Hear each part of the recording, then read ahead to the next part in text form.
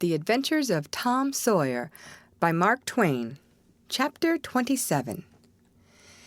The adventure of the day mightily tormented Tom's dreams that night. 4 times he had his hands on that rich treasure, and 4 times it wasted to nothingness in his fingers as sleep forsook him and wakefulness brought back the hard reality of his misfortune. As he lay in the early morning, recalling the incidents of his great adventure, he noticed that they seemed curiously subdued and far away, somewhat as if they had happened in another world or in a time long gone by.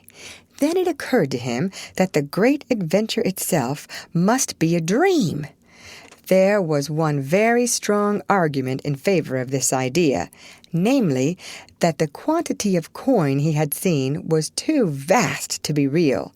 He had never seen as much as $50 in one mass before, and he was like all boys of his age and station in life, in that he imagined that all references to hundreds and thousands were mere fanciful forms of speech, and that no such sums really existed in the world.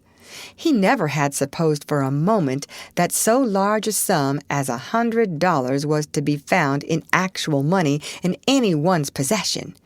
If his notions of hidden treasure had been analyzed, they would have been found to consist of a handful of real dimes and a bushel of vague, splendid, ungraspable dollars. But the incidents of his adventure grew sensibly sharper and clearer under the attrition of thinking them over, and so he presently found himself leaning to the impression that the thing might not have been a dream after all. This uncertainty must be swept away. He would snatch a hurried breakfast and go and find Huck. Huck was sitting on the gunwale of a flat boat, listlessly dangling his feet in the water and looking very melancholy. Tom concluded to let Huck lead up to the subject. If he did not do it, then the adventure would be proved to have been only a dream. "Hello, Huck." "Hello yourself." Silence for a minute. "Tom, if we'd 'a' left the blamed tools at the dead tree, we'd 'a' got the money. Oh, ain't it awful?" "'Tain't a dream, then. 'Tain't a dream. Somehow I most wish it was." "Dogged if I don't, Huck." "What ain't a dream?" "Oh, that thing yesterday. I've been half thinking it was." "Dream? If them stairs hadn't 'a' broke down, you'd 'a' seen how much a dream it was." "I've had dreams enough all night, with that patch-eyed Spanish devil going for me all through 'em. Rot him!"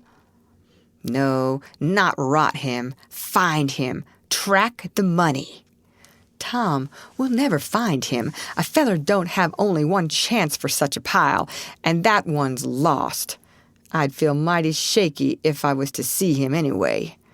"Well, so do I, but I'd like to see him anyway and track him out to his number 2.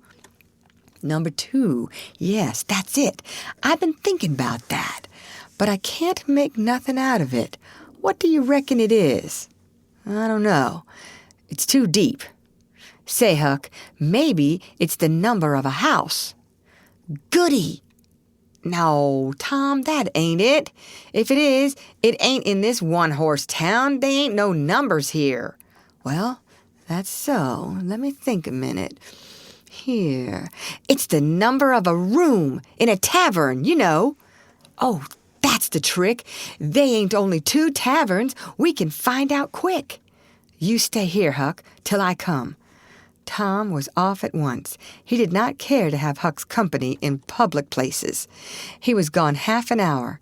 He found that, in the best tavern, number 2 had long been occupied by a young lawyer, and was still so occupied. In the less ostentatious house, number 2 was a mystery.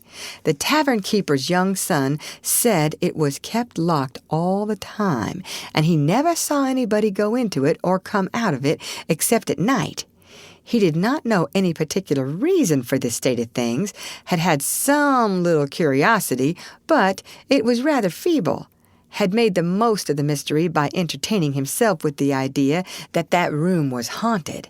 had noticed that there was a light in there the night before. "That's what I've found out, Huck. I reckon that's the very number 2 we're after." "I reckon it is, Tom.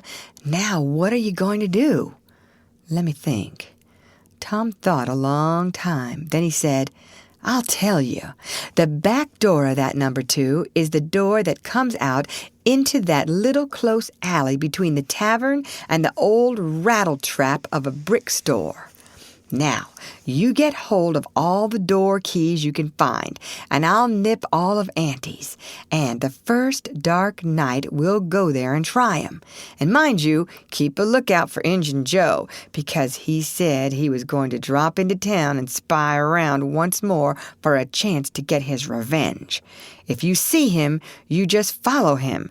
And if he don't go to that number 2, that ain't the place." "Lordy, I don't want to foller him by myself."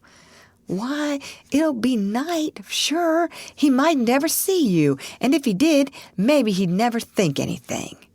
"Well, if it's pretty dark, I reckon I'll track him. I don't know. I'll try." "You bet I'll follow him if it's dark, Huck. Why, he might have found out he couldn't get his revenge and be going right after that money." "It's so, Tom, it's so. I'll foller him. I will, by jingoes." "Now you're talking. Don't you ever weaken, Huck, and I won't." End of chapter. Read by Lorraine Montgomery for Lit to Go on the web at fcit.usf.edu.